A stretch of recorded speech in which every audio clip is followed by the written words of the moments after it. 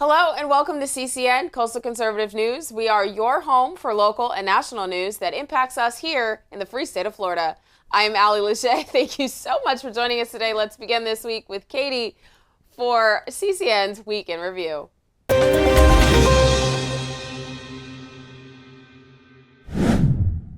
Thank you, Allie and Michelle. I'm Katie with CCN's Week in Review. We begin tonight with a tragic incident that has sparked a national debate over immigration and public safety. 18-year-old Ava Moore, a promising Air Force Academy cadet candidate, lost her life over Memorial Day weekend while kayaking on Lake Grapevine in Texas. Authorities report that Ava was struck by a jet ski operated by Gonzalez, a 21-year-old female Venezuelan national who entered the U.S. illegally in 2023 under the Biden administration. Following the collision, Gonzalez fled the scene with 21-year-old Perozo, also from Venezuela, and in the U.S. illegally. They were apprehended in Dallas after a police standoff. Gonzalez faces second-degree felony manslaughter charge, while Perozo is charged with hindering apprehension and other offenses. Texas Governor Greg Abbott has called for the death penalty in this case. Ava Moore was remembered by her family and community as a dedicated student and athlete, with aspirations of becoming a 4-star general. This is the deadly consequence of Biden's open border policy. This is exactly why we must continue to secure our borders before more innocent lives are lost. Our thoughts are with Ava's family and friends during this difficult time. Some excellent news. We are witnessing what many are calling a long overdue victory for parental rights and medical freedom. Health and Human Services Secretary Robert F. Kennedy Jr. has made a bold move, removing the COVID-19 vaccine from the CDC's recommended schedule for healthy children and pregnant women. For years, concerned parents and doctors were silenced, mocked, and censored for daring to question the vaccine rush, the tyrannical mandates, and the lack of data. But now, finally, the truth is catching up with the narrative. RFK Jr. is now standing at the forefront of what many see as a national correction. He said it best himself, quote, "Common sense and good science must lead our decisions," end quote. And in this case, that means no more pushing experimental shots on kids who were never at serious risk in the first place. This isn't just a policy change, it's a turning point. It's a message to the American people.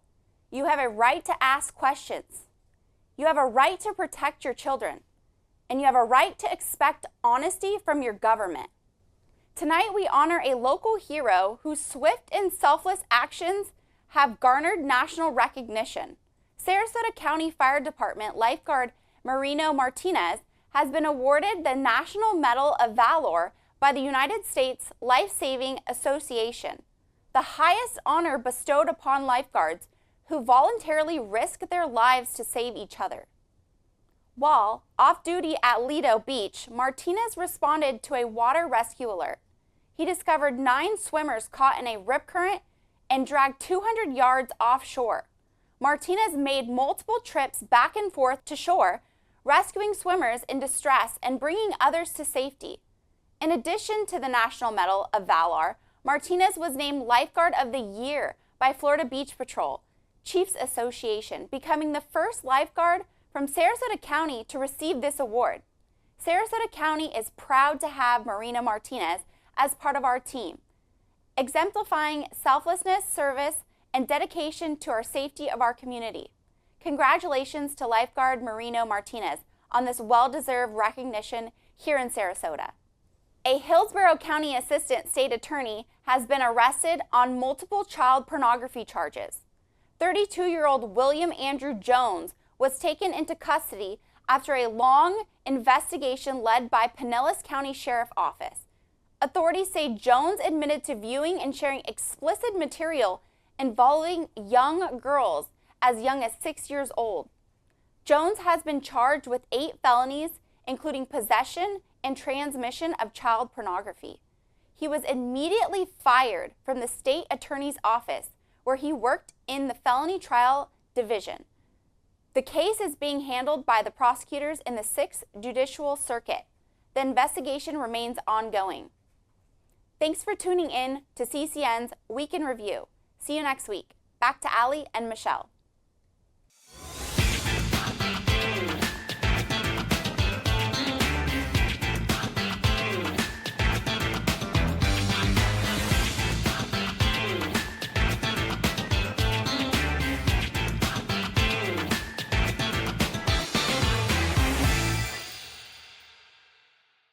Welcome back to CCN. I'm Michelle Posey. Thank you, Katie, for that report. Now here is Raj Dorsami with our Suncoast Community segment.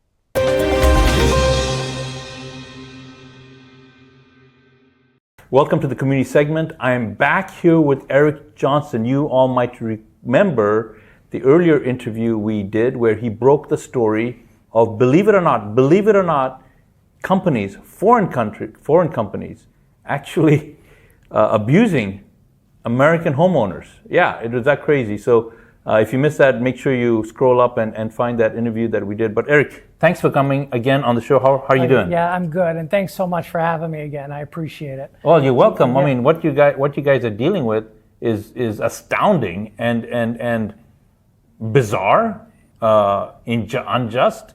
I don't know, the terms keep going on, but when we were together last time, you had mentioned that the governor had taken on Disney because Disney was doing bad things. But at least Disney was an American company. Not that that justifies anything. But to have a foreign-owned company do that to American homeowners, I just can't even get my head around that. So let's get right into it. Eric, for the folks that didn't watch that broadcast, if you could just very quickly recap what happened at that time, and then you've had some major developments with one of the companies.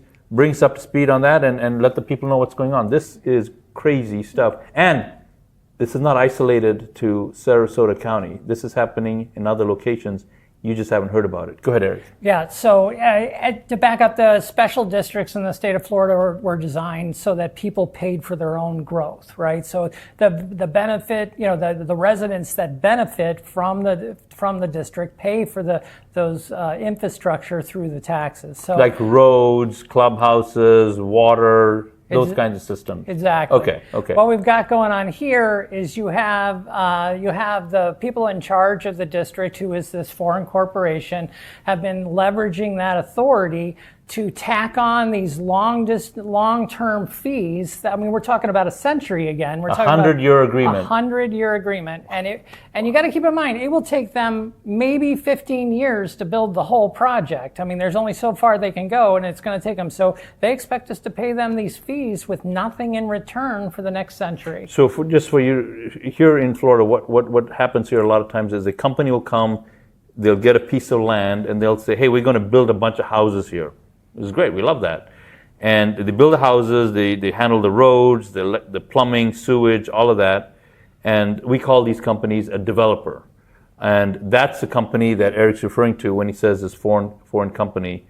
Please keep going. Yeah. So as I mentioned the last time, one of the turning points, and this is one of the developments that just happened last week. One of the turning points was when they shut off the irrigation water to one of the neighborhoods.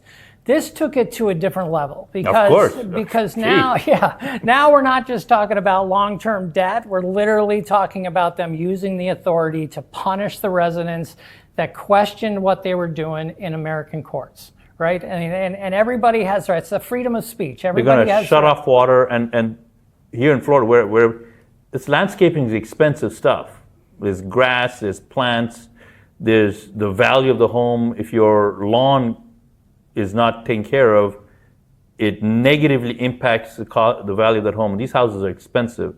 So there's a whole series of cascade series of events, but just the brazenness of we're going to shut the water off. It's weird still for me to understand. Keep going. Yeah, and you're right. We're talking millions of dollars worth of landscaping. So it is a big deal. So as of last week, though, and I can't thank you enough and your audience enough for chiming in. As of last week, one of the parties that was in that lawsuit came to a meeting of the minds with the neighborhood involved, and they are in a settlement agreement right now. Good. Thank you guys for making those calls. Eric asked you guys to make calls on some legislation. Thank you guys for taking action. This is what can happen when people get off the couch and take action. All right, back to you. Absolutely. So it's a huge win, and it's a huge point in the right direction. We are still left with the primary developer of the entire district, the one that's owned by the foreign corporation. We still have to deal with them, but the fact that was just a huge win and I applaud the developer that was in that they wanted to find some common ground and do the right thing. So. Yeah. The second thing is we got up to 3 on the bill that we were discussing, HB 4061, which is a bill that will expand the authority of this company, literally diluting the voters' rights and giving them even more power. We were trying to, you and your audience really helped us to move that further too. We got over 3,000 signatures on the petition, which is an enormous number when you're talking about a local bill. We have over 3,000 signatures on it. We were contacted, part of our group was contacted by DeSantis's office. So we know that they know what's going on. You're right, we're on the radar. That's good. And it has not been vetoed yet, but it has not passed yet either, and it seems to be sitting there. So just thank you again for all of that. That was a big win. And I must say, if you think about it, if you have 3,000 signatures on a local bill, on a petition to fight a local bill, and they ignore that, we have a much bigger problem in politics and in their relationship to developers in Florida. Because this is Florida develops faster than any other state in the country, and we've just got to get our arms around it and stop it. So I hope that we can keep putting pressure on them for this bill and make sure it's. Yeah. So what are the actions that you want the audience to take today? Yeah. So today, the biggest thing you can do for us right now is to please continue to put pressure on them on this bill, this HB 4061. Also, if you haven't signed the petition yet, I'll give you the petition. We can put it in the link maybe if you could. Oh, that's a great idea. And then I just keep putting pressure on DeSantis's office to veto it. Again, this bill, yes, it's about the community that we're talking about now, but the ramifications of this passing will affect communities throughout the state and possibly throughout the U.S. It's just a template. So I just ask you to please help us with this and make sure it's bill HB 4061. And if you haven't done any of that before, it's very, very easy. Go to your search engine on your device and just search for Florida HB 4061 2025. I'll repeat again. Go to your search thing and then type in Florida HB 4061 2025 and hit those links, and then you'll be able to see what that bill is. Now, added bonus tip, if you're like me and you're like, well, I didn't go to school to learn to write bills, and the people who write these bills intentionally write them in a way to hide stuff. These are very smart lawyers. They intentionally write the bill in a way to distract the reader. So as a bonus tip, you take that link and then go to something like ChatGPT or Perplexity.ai or Grok, and you just paste that link and you just say, explain how this bill alters the voter rights, right? Yeah, absolutely, yeah. Just do that. And AI will explain the bill to you. You don't have to call a lawyer, you don't have to spend hours on it, and the AI will explain it to you and it'll blow your mind, because AI it's either neutral or it trends woke.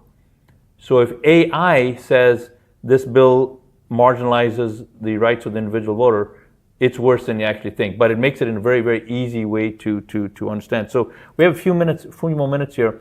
Are you able to explain, just kind of in broad brushstrokes, why people are saying that this bill favors the developers against the homeowners? Yeah.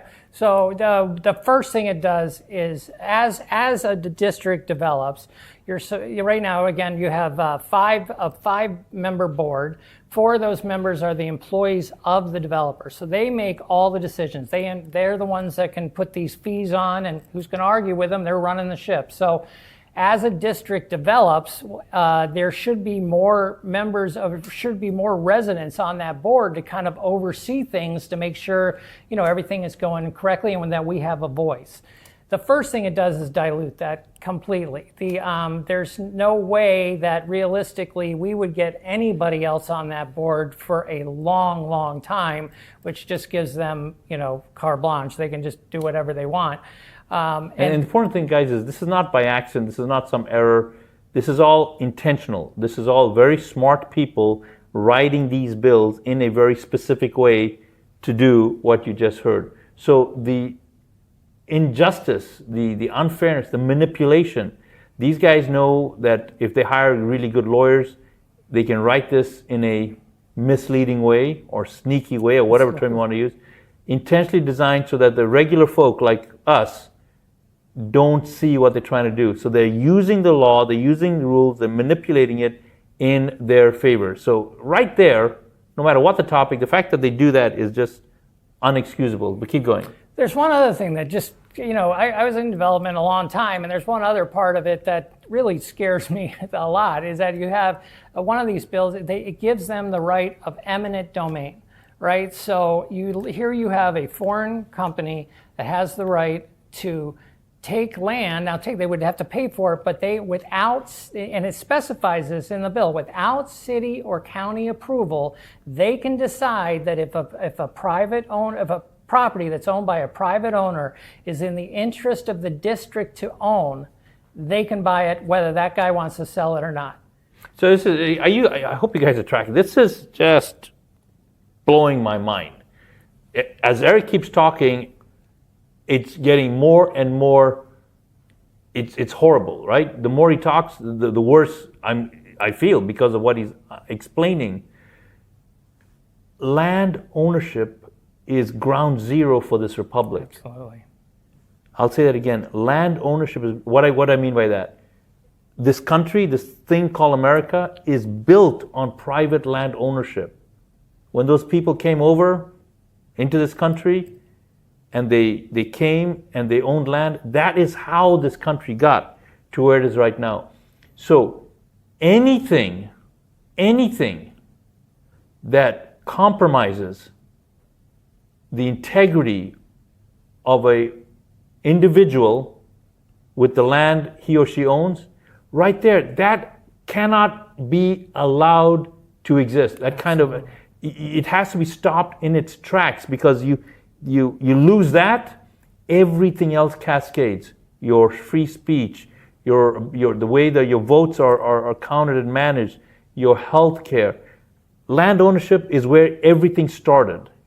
You mess that up, it's like the cornerstone that all these other things are built on, right? So you can't let that happen. So that is just incredible that has happening. And I'm going to get off my soapbox here in a second. How does this even happen?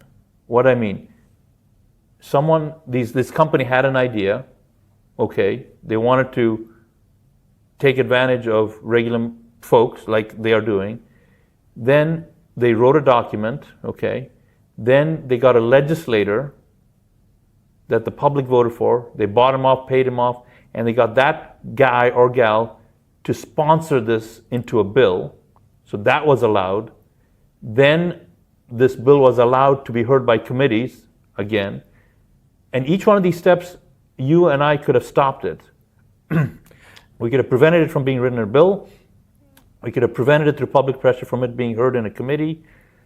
All across, and this bill has been allowed to move forward, and now it's at the stage that we're talking about. Go ahead. What you were talking about is so perfect, because this is one of the things too. To get this bill passed, okay, they used their authority, again, the 4 voices on the board, to decide to use the money that is being paid for by the residents, not them, being paid for by the residents. They use that bond money to hire the lobbying company to create and push the bill. Wow. So we're paying for a bill that dilutes our own votes. This is a perfect example of what's been happening in your health freedom, your election processes, your Second Amendment, you name it, this is what's happening. So, my friends, when Eric says go and please put your make sure your voice is heard to defeat this, it is hypercritical. You may not live in this community, you may not care about ownership, you may not own a home, maybe that's not important to you, but your health rights, your voice through your vote, who's allowed to come in and out of this country, your First and Second Amendments, all of these things are on the line. So this has got to be stopped. So Eric, thanks for explaining that to the audience and to me as well. Again, before we wrap up here, what is the thing that you want people to do? The biggest thing you can do is help right now stop that bill. We do also, it would help a lot if people started to try and get the local commissioners and things involved to understand, because that's really what we need, is for somebody to come in and start to investigate it. So if you could help put pressure there, but the bill is probably the most important thing. And I will tell you the ratcheting, when I say that there's an abuse from, when the use of authority is abusing the residents, in just the last few months with that irrigation, that has ratcheted up in the background. They are using, and when I have more, I'll tell you about that too. So with what Eric just mentioned, so Eric's giving you a number of different options to take. What he just dropped, pay attention to what he's saying. What he just dropped was really important. So get on your computer, and then if you're in this listening area here, we're in Sarasota County, all you do is just type in Sarasota County Commissioners, because you said commissioners. Yep. Sarasota County Commissioners. I think it's District 3 and District 5. Okay, even there. Sarasota County District Commissioners, no, Sarasota County Commissioners, District 3, hit that, and in the search results, you'll see who your commissioners are for that district. Yeah, and Tom Knight has voiced publicly concern on this multiple times, so he's on our side. So he needs to have you join your voice to what he's saying, because I am telling you that the other side has so much money, they will squash Tom Knight's voice like that, unless you join your voice to them. So please take that action. Again, it's Sarasota County Commissioner, District 3 and 5. District 3 and 5.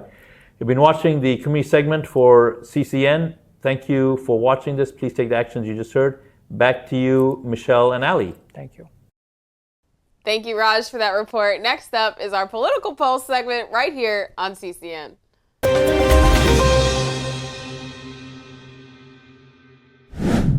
Welcome back to CCN, guys. This is the Political Pulse, your weekly window into the power, the policies, and the pulse of our great state.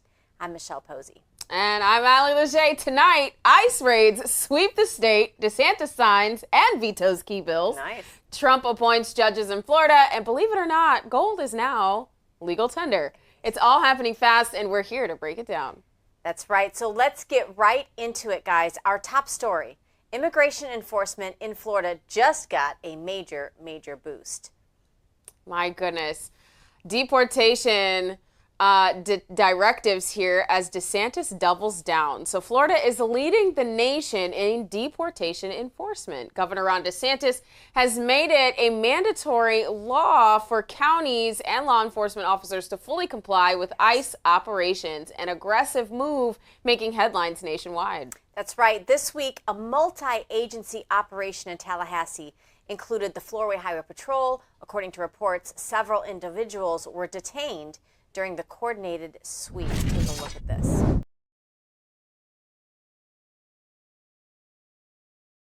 Wow, incredible sight to see. Now, DeSantis has positioned Florida as the tip of the spear in immigration enforcement, stating, quote, "We will not be a sanctuary state. The law is the law," end quote. I like that. Strong DeSantis. I love that. Footage from Where TV in Tallahassee shows heavy ICE presence and cooperation from state agencies. Now, of course, activists are calling the action harsh because following the rule of law, I don't know, is somehow harsh, while supporters say this is long overdue. Absolutely. And on X, Florida Department of Law Enforcement said, quote, over 100 illegal aliens at a Florida job site, some previously deported, some with rap sheets even. All of them, though, no one would notice. But guess what? Florida noticed, end quote. I love it. I love it. Great job, Florida. Let's put this into perspective, guys. Unlike sanctuary states, Florida has now institutionalized cooperation, making deportation efforts a local obligation, not just a federal one. Governor Ron DeSantis stated in a recent media exchange, and I'm quoting, the feds are pursuing the subcontractor responsible for hiring the illegal alien workers, end quote. Thank goodness. We need to restore law and order. All right, now That's Sanctuary City, Jacksonville.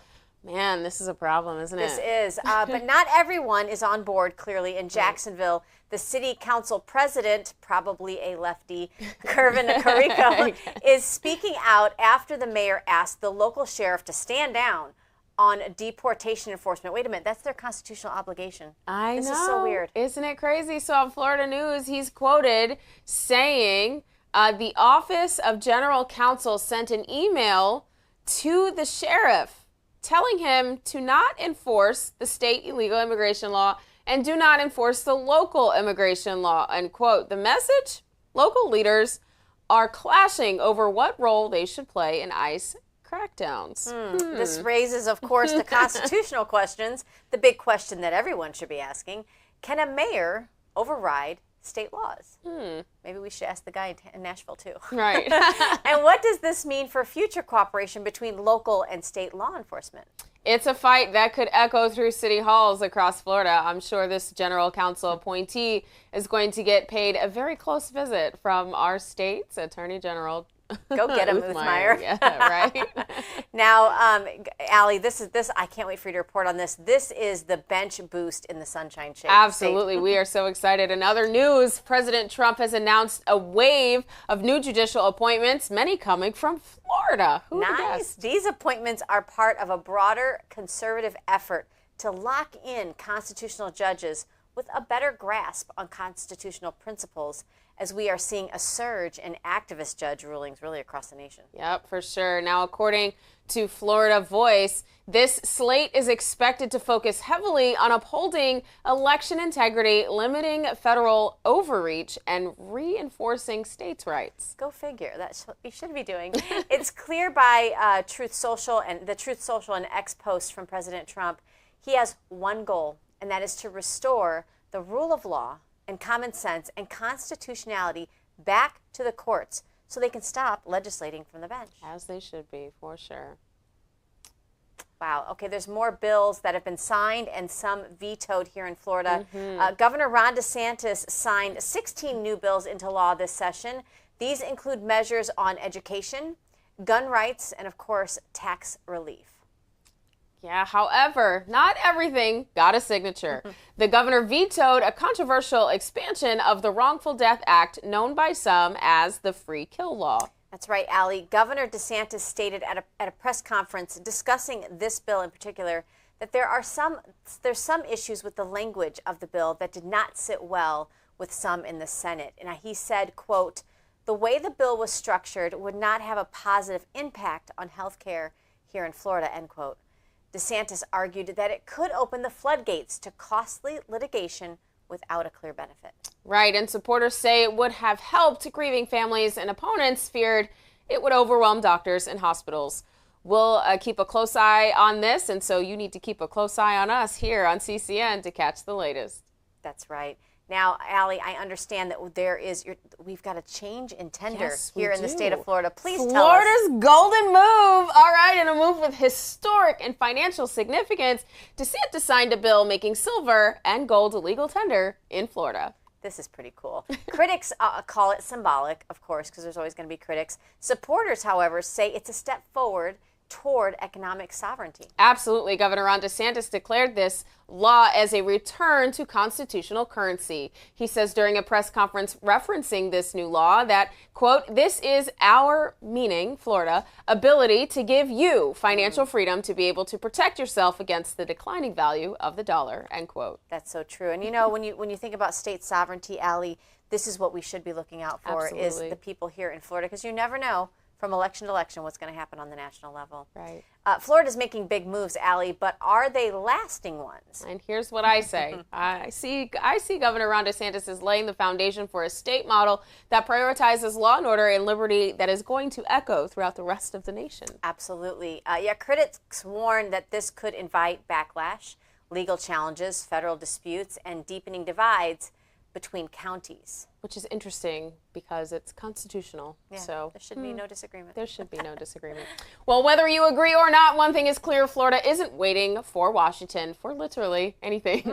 In fact, Florida leads the nation in so many ways through legislation, and our very own Florida congressional members are still continuing to make waves while they are in session. Absolutely, absolutely. Allie, I know we've covered ICE.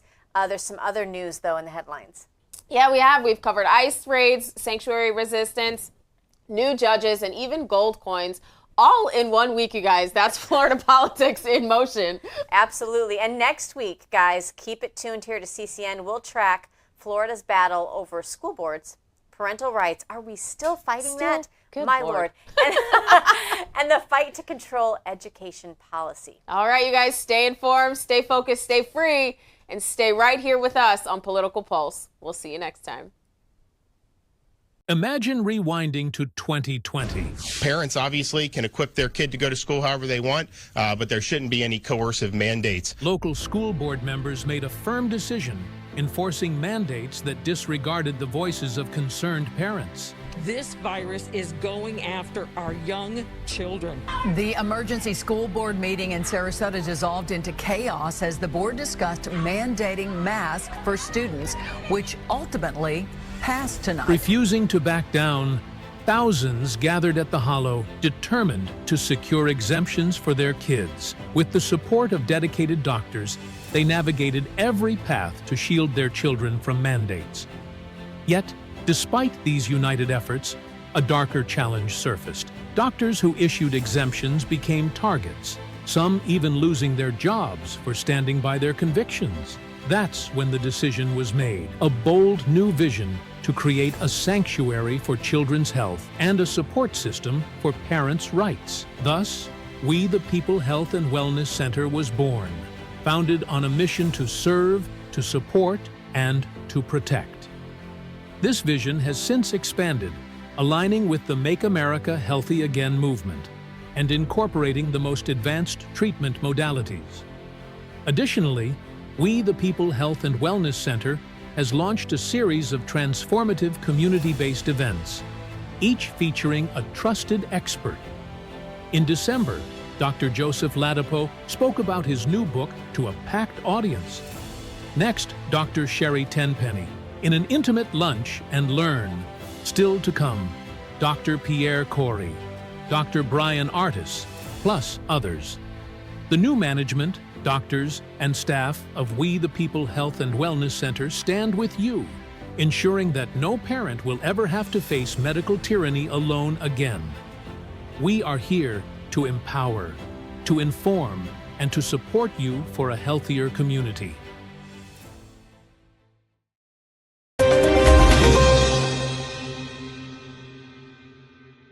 Hey everybody, it's Ali Leger with Open Mic and Coastal Conservative News. I'm here with Zach, and we are going to do a little procedure here. So why don't you just give us a little bit of information on what it is that you do, Sure. and why you're here with us at We the People. Sure, sounds great. So I partner with We the People to do primarily, I've been doing stellate ganglion blocks here. They've been shown over the last few years to really help with long COVID symptoms. Also help with a lot of other chronic conditions, chronic pain of the upper extremity, also anxiety and PTSD relief. So we do this nerve block that is about right here in the neck, really helps relieve a lot of chronic symptoms and calms down that sympathetic nervous system. for people with anxiety, PTSD, and can even help regain taste and smell for people with long COVID symptoms as well. Okay, so I know a lot of our viewers are probably freaking out right now about in the neck, like an injection in the neck. There can't be any other way that we can do this. It has to be there. So it is a very safe procedure. It has to be there because you have a little bundle of nerves called your stellate ganglion. That's right about here. I do everything under ultrasound guidance. So I'm in real time seeing where the needle tip goes, and it's only a couple cc's of either lidocaine or a longer acting local anesthetic. And then I monitor the patient for about 15-20 minutes afterwards, and they're good to go home. Cool. And how did you discover this? So I actually had long COVID symptoms for about a year. I didn't have taste or smell for about a year. Oh my God. Can you imagine? Yeah, I know. It was eating just to exist. Right? Oh no, that's not life. So a good friend of mine who's also in anesthesia did the block on me, and I immediately got all my taste and smell back. Well, there's hope for y'all that are experiencing long COVID symptoms and no taste and no smell. My son is one of those, so we might have to talk to him. For sure. All right, you guys, we're gonna get going here, and I'm gonna be your guinea pig for today. Okay, sounds great. We're here today with Allie. She's still having some long COVID symptoms as far as her brain fog and fatigue goes. So when we're about to do this procedure, I will take the ultrasound. I will find where I need to be with the ultrasound. And then I'll do that quick injection, and then a couple funny things will happen. She's gonna get a common side effect that's called Horner syndrome. Okay. So she's gonna get the droopy eyelid, the hoarse voice, a flushed side of her face. All that is completely new. Guys, can you imagine me hoarse, like being multiple? For hours, right? Yeah. Those are all symptoms that I know that I got a good block. Okay. Okay. So that's what this is what's called informed consent, you guys. Do you get this with your doctor? No. You should come visit the People Health and Wellness Center here in Venice, Florida. We will take really good care of you and biohack your health, by the way. So, all right, let's go. All right. These things are great. You seen these things before? You got everything you need. Oh, the little packets. Little packets. They're super cute. Yeah. I think we need like 8 of those floating around, just in case.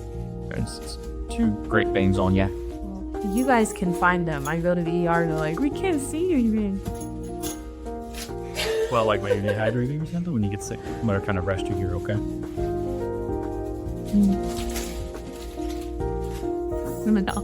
Smell the rubbing. Oh. Actually helps people not be nauseous.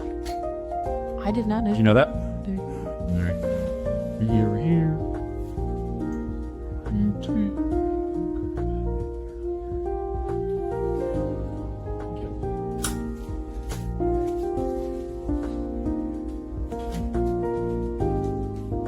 So explain the IV. The IV is for? The IV is just as a precautionary measure. Okay. So don't ever plan on using this at all. That I started on all my patients for stellate ganglion block, just in case they have some type of funny reaction. I can give them medication DB to either reverse that funny reaction, or if they get nauseous, give them a little Zofran, things of that sort. What are some reactions that you've seen so far when you've done this kind of blockage? Well, so the main one is that funny Horner syndrome that I talked about. This is really just for an emergency. For some reason, somebody's blood pressure dropped too much, I got emergency medication nearby that I can reach and, get their blood pressure back up. Or, like I said, I won't really have to use it for people that get nauseous, give them Zofran. But I started on everything. On everybody. Yep. Okay, so that's sent for you. Important to know. Our next step is we're going to go up here. So we're going to make your pulse oximeter. See. And what does that do? Jails. Their oxygen saturation of your blood. Very good. I knew that. Did you know that? The first time this squeezes you is the tightest. Okay. Now, what is around the age range, your age average of you doing this procedure? Oh man, I got all different people. So I've done as young as 15 to as old as 85. Yeah, well, so for a variety of reasons. Long COVID, anxiety, PTSD. And there's all those things. There's always a result. Yeah, so for long COVID, 80 to 85% success rate. Okay, that's good. And so when I say success rate, I say over that, either immediately, that same day, they will feel relief, or over the span of the next week or so, they find relief from their symptoms. Then there's, unfortunately, it's still that 15% that don't really respond. That's really But then anxiety and PTSD, it's variable based on how how severe it is. And involved they are with a therapist, because Correct, because partnering this with therapy gets you to the point where you can go back to your counseling, your therapy session, and your body is not in fight or flight mode anymore.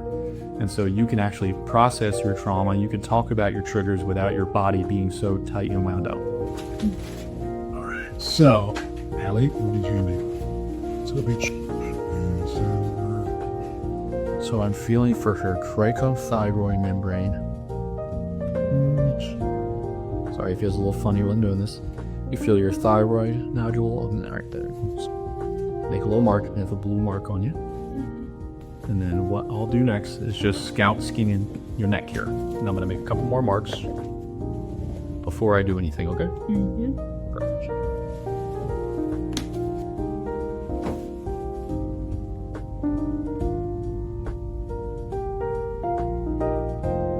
So I'm looking for that C6 level. Come right in there. Here's where we're looking.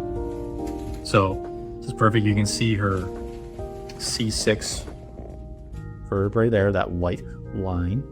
You see her carotid artery there that's beating to the right. See her jugular vein, which is compressible when I go up and down.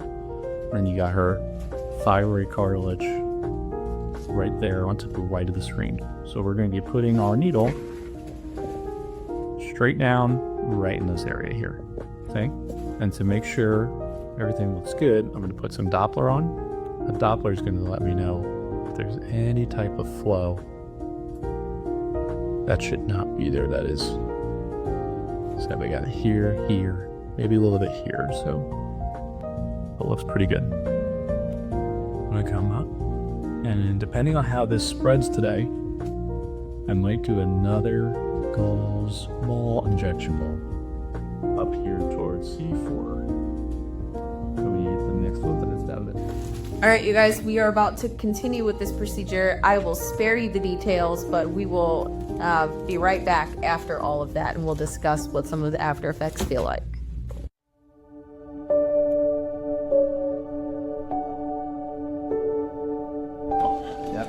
All right, you guys, we are back. The procedure's done. So I will explain that it does feel a little strange. It does feel like a lot of pressure. He did explain that there was, I could feel some tingling in my shoulder, and I'm like, wait a minute, what are you touching? And he explained, Zach explained that there is nerves that attach to your shoulder, and he could literally go up a couple centimeters and my entire shoulder would be numb. So those are some things that you could feel. It does feel a little bit like I have like something kind of stuck in my throat just a little, but there's nothing there, obviously. And Zach is so excited about seeing this droopiness in the side of my face. I can kind of feel it a little bit, but we will spare you that. So, because I'm a little vain, so it's fine. But thank you all so much for joining us. If you want to know more about what is going on at We the People Clinic, please visit We the People Clinic Health and Wellness Center. I believe it's on .com. I believe that's what it is. All right, you guys, we'll see you next time. Bye. Welcome back to CCN. Here is Kevin Gamble with this week's Faith in Focus.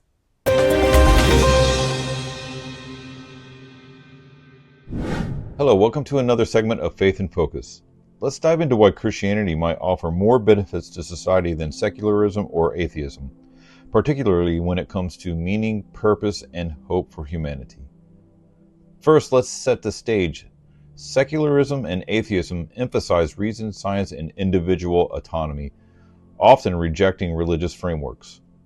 Christian, on the other hand, is rooted in the belief in a purposeful universe created by a loving God, with Jesus Christ as the cornerstone of salvation and moral guidance. So how does Christianity stack up against secular worldviews in fostering a thriving society? Let's explore three key areas: community, moral purpose, and hope.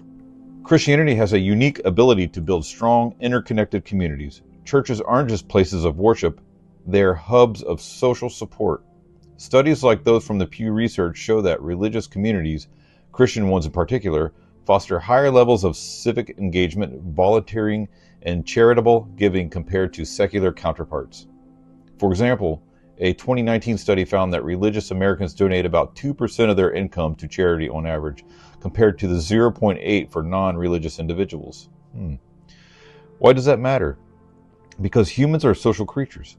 Christianity's emphasis on fellowship, loving your neighbor, bearing one another's burdens, creates tight-knit networks that provide emotional and practical support.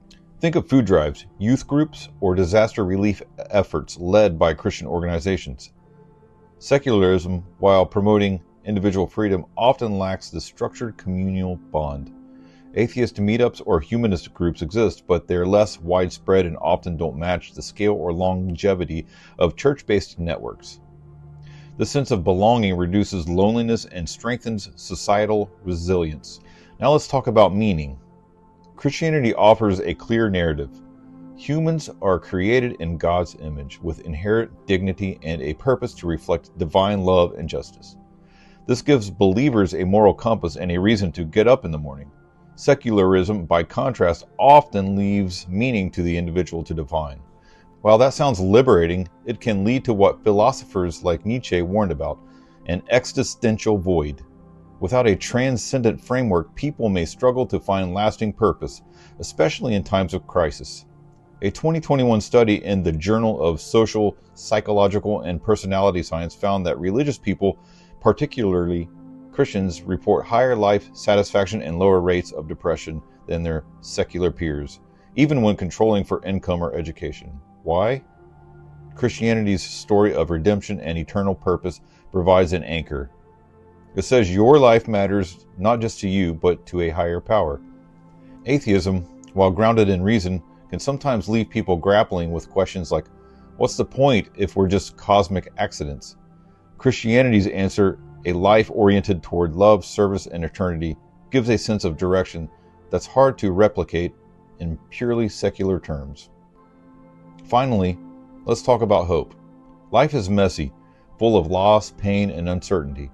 Christianity offers a unique kind of hope through the resurrection of Jesus, promising that suffering isn't the end of the story. This belief in eternal life and ultimate justice provides comfort that secularism struggles to match.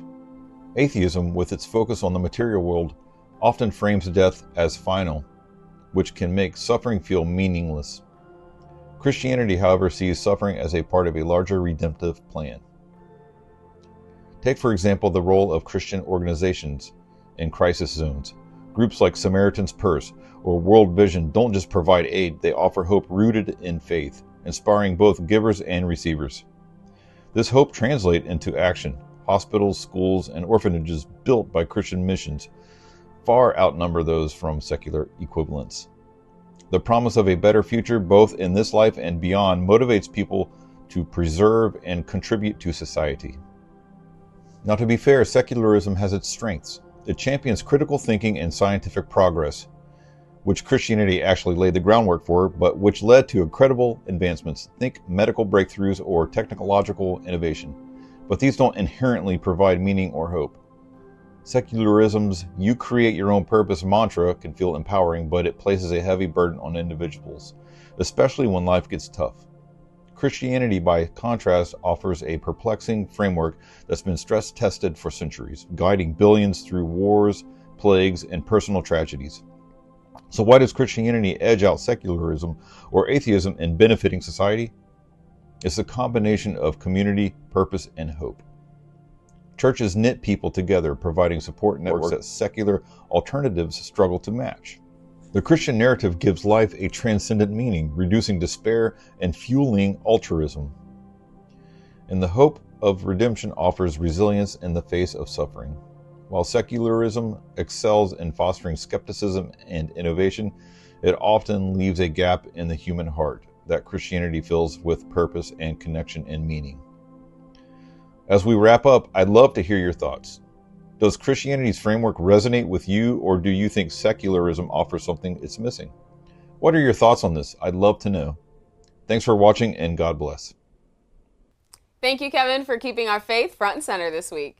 Well, that's it for us this week on CCN. Make sure that you follow Coastal Conservative News on all platforms for all the latest. And if you have a story you'd like for us to cover, send us a message to contact@coastalconservativenews.com.